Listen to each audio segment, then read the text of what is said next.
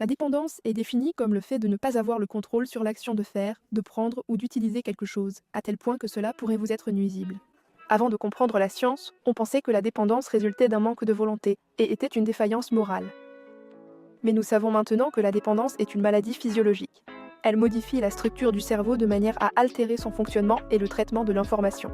Pour comprendre comment cela se produit, nous commençons par réfléchir à la récompense et au système de récompense naturel du cerveau. Le rôle principal du circuit de la récompense est de renforcer des ensembles de comportements. D'un point de vue évolutif, il a commencé comme un moyen de nous signaler que les actions qui contribuent à notre survie sont bénéfiques et que nous devrions les répéter. Ceci est médiatisé par une substance chimique appelée dopamine.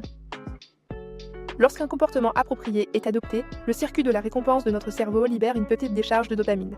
Cette poussée de dopamine est un stimulant satisfaisant, vous encourageant à répéter la même action à l'avenir. La dopamine, à son tour, agira également sur les zones responsables de la mémoire et du mouvement, ce qui nous aide à former automatiquement des souvenirs de ce qui est bénéfique pour notre survie. Le problème est que les substances addictives détournent notre système naturel de récompense. Chaque substance exerce des actions légèrement différentes sur le cerveau, mais ce que toutes les drogues addictives ont en commun, c'est qu'elles provoquent une agréable décharge de dopamine.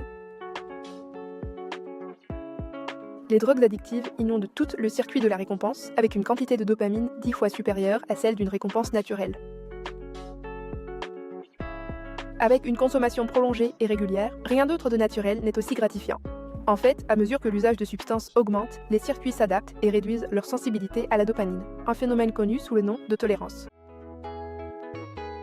Par exemple, admettons qu'une personne prenne de la cocaïne pour la toute première fois.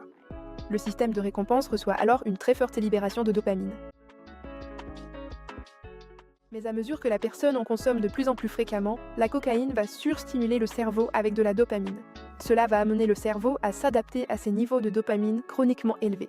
Pour compenser et s'adapter à cette nouvelle normalité, le cerveau réduit le nombre de récepteurs dopaminergiques disponibles dans le système de récompense et libère moins de dopamine.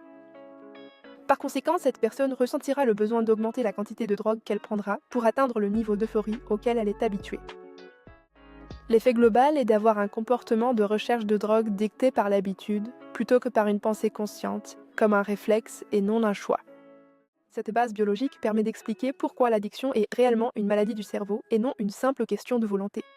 La stigmatisation qui accompagne l'addiction ne fait que rendre la recherche de traitement plus difficile.